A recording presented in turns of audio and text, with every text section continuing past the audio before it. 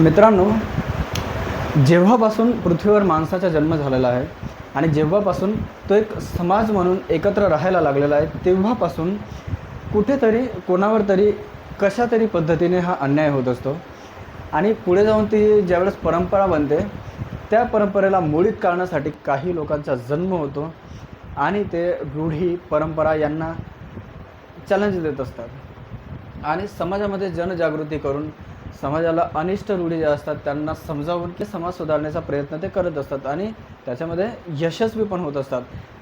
क्रांती होते, प्रतिक्रांती होते, हे पूर्वीपासूनच चालत आलेलं आहे आणि आज अशाच एका समाज सुधारकाचा आपण विचार करणार आहोत. आज इथे बोलणार आहोत या व्हिडिओमध्ये. त्या समाज सुधारकांचं नाव आहे संत गाडगे बाबा किंवा संत गाडगे महाराज. त्यांच्या डोक्यावर खापर, जे खापर त्यांना गाडगंसुद्धा म्हणतात, आणि हातामध्ये झाडू असायचा आणि ते स्वच्छतेचा संदेश जे समाजामध्ये देत असायचे. मित्रांनो, संत गाडगे बाबांचा जन्म 23 फेब्रुवारी 1876 रोजी अमरावती जिल्ह्यात झाला.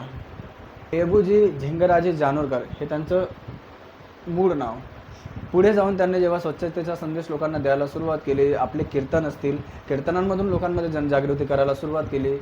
गाडगे बाबांनी भुकेल्यांना अन्न, तहानलेल्याला पाणी, रोगी, अंध, अपंग यांना औषधोपचार, उघड्या नागड्यांना वस्त्र, बेकारांना रोजगार, पशुपक्षी व मुक्या प्राण्यांना अभय आणि दुःखी व निराश अशा लोकांना हिंमत, अशी दशसूत्री देऊन समाजाला वैचारिक दृष्टिकोन देऊन डोळसपणे जगण्याचा त्यांनी संदेश दिला.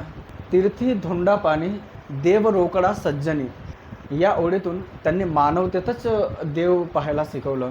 कीर्तनाच्या माध्यमातून समाज प्रबोधन करून त्यांनी स्वच्छतेचा गावोगावी संदेश दिला आणि मानवसेवा हीच खरी सेवा मानून त्यांनी अंधश्रद्धा, जातीभेद आणि अस्वच्छतेविरुद्ध लढा उभारला.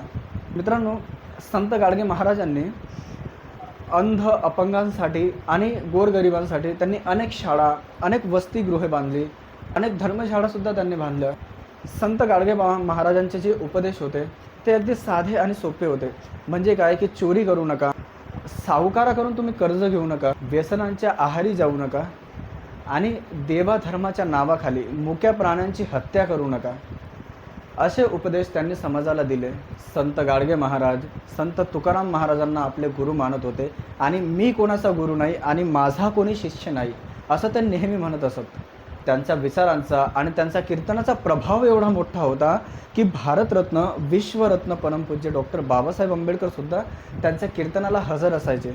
आणि संत गाडगे बाबासुद्धा बाबासाहेबांच्या शिक्षणाचा आणि शिक्षणाचा जो आग्रह होता बाबासाहेबांचा, त्यांचे जे गुण आहेत ते समाजामध्ये कीर्तनाद्वारे, आपल्या कीर्तनाद्वारे समाजाला सुद्धा सांगायचे आणि त्यांनी बाबासाहेबांना ज्ञानसूर्य मानले होते. मित्रांनो, बाबासाहेबांनाही संत गाडगे बाबांबद्दल प्रचंड मोठा आदर होता. ते स्वतः आवर्जून जेव्हा भारतात असायचे, जेव्हा महाराष्ट्रात असायचे, तेव्हा आवर्जून ते गाडगे बाबांच्या कीर्तनाला उपस्थित राहायचे. संत गाडगे बाबा आणि बाबासाहेब आंबेडकरांचे यांचं भावनात्मक नातं एवढं घट्ट होतं की 6 डिसेंबर 1956ला जेव्हा डॉक्टर बाबासाहेब आंबेडकरांचं महापरिनिर्वाण झालं, त्याच्या अवघ्या 14 दिवसानंतर 20 डिसेंबर 1956 रोजी संत गाडगे बाबांचे सुद्धा महापरिनिर्वाण झालं होतं.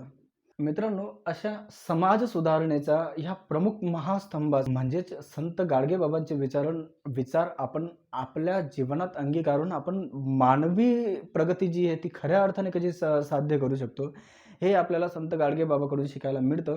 त्यांचे जे उपदेश आहेत ते उपदेश आपण आपल्या जीवनामध्ये अंगीकारून आपण आपली प्रगती साधू शकतो आणि हीच संत गाडगे बाबांना खरी श्रद्धांजली आपण अर्पण करू शकतो.